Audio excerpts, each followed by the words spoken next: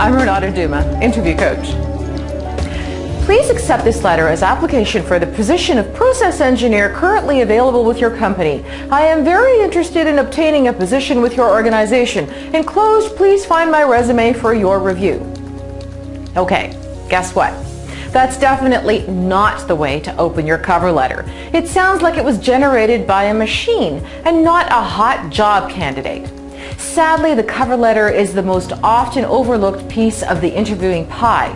It's the first piece of information a hiring manager reads about you, and they can tell a lot about you from how you've composed and presented it as part of your interviewing package. Here are a few tips to help you create a humdinger of a cover letter, one that will get you noticed and called in for an interview. A good way to start your cover letter is, believe it or not, by name dropping. If you can write, John Hughes from so-and-so suggested I contact you about such and such, not only is it a good way to get your letter past anyone screening the mail of the person you're writing to, a personal connection to someone the interviewer knows helps create a mental reference point. And you're more likely to get hired if you and the hiring manager have a mutual contact. That may or may not be possible, so if not, take heart. There's more than one way around this one.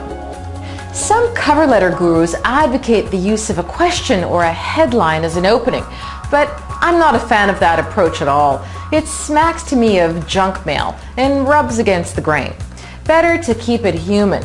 Write in a friendly, conversational tone and avoid stiff business-like, enclosed please find my resume for your perusal, or I am sending my resume in regards to the above-mentioned position.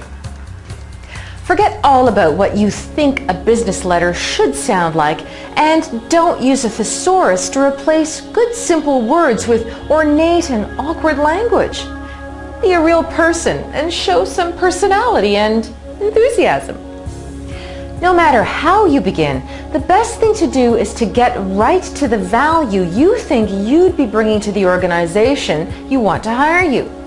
Just say, here's what I will bring to XYZ Corporation as a systems analyst or what have you, and start describing the immediate benefits they'd receive in hiring you.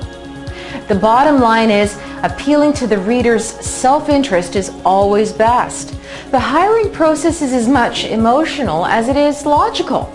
All effective sales letters put the reader's needs first. Imagine what they're going through. Empathize with them and do your best to give them the motivation to do what you want them to do.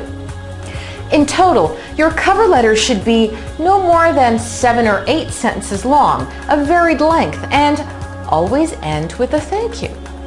A few more points. Don't overload your cover letter with what I like to call self-puffery. Just because you say you're competent, motivated, reliable, committed, dedicated, and outstanding won't make anyone believe that you are. If you can prove that you're one of those things, then by all means, go ahead and do that instead. And the words effective and efficient are particularly weak. Again, if you're going to ascribe a stellar quality to yourself, better to demonstrate why you're all that and a bag of chips, rather than just say you are. What to do next?